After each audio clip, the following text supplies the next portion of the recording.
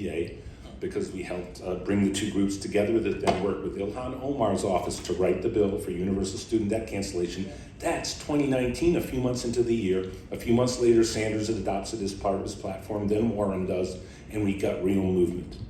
Okay, so things can happen fast.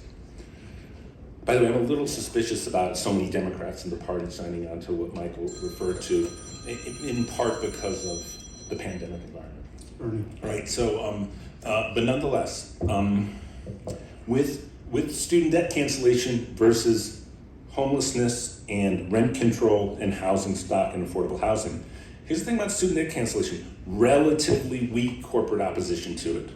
Most of that debt's held by the federal government. So we have a massive, super wealthy set of people we're going up against. So a much harder lift than that, but it can happen quick. And the latent superpower of the progressive and a transformative political progressive movement in this country are America's youth. And it's absolutely essential that we, as progressive Democrats and PDA, with our allies and other progressive organizations, make sure that housing as a human right is anchored as part of the contemporary progressive agenda. Right? By the way, so we're in a week right now where Bernie Sanders basically announced he's stepping back from maybe the level of national leadership that he's had in that movement. But we have to anchor housing as a human right. And I think the youth of America right now, young people 30 and under, 40 and under, but all the way down to just coming of age politically at 13 and 14, understand housing costs and homelessness is a societal crisis of the first order. We have to anchor this as an issue as part of the whole progressive platform. And I think we can start to gain momentum. Hopefully it can be as quick as student debt. But that's a hope. We got to work for it. Thanks. We have both Susie and Michael and also Christian, so you guys can battle it out there around it. You cannot underestimate how diabolical corporate developers are and their allies. They have billions of dollars.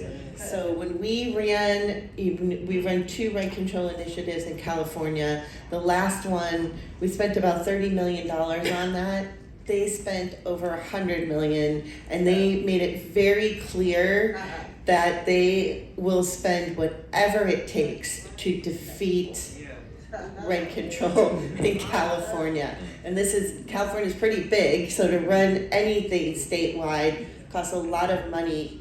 But this is what they do. And what they do is they know that people genuinely want to help renters who are voters. We just ran a poll, 75% support rent control in California.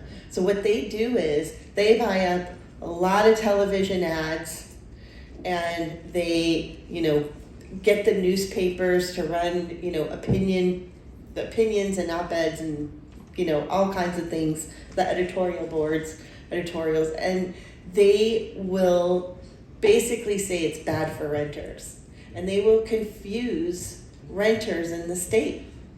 So, organizing community by community in California, I'm sure that's needed. That is a really hard lift up for a state that big. So, it's more, profits over people with these corporate developers.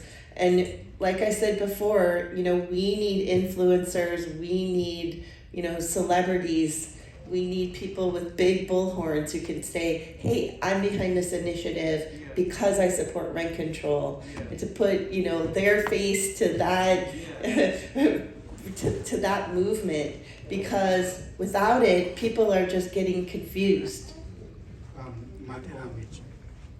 Yeah, I just want to go back a little bit. We need to say that homelessness is not an incurable problem. There is a solution. We didn't always have a homeless crisis, so it means that obviously there was a time at which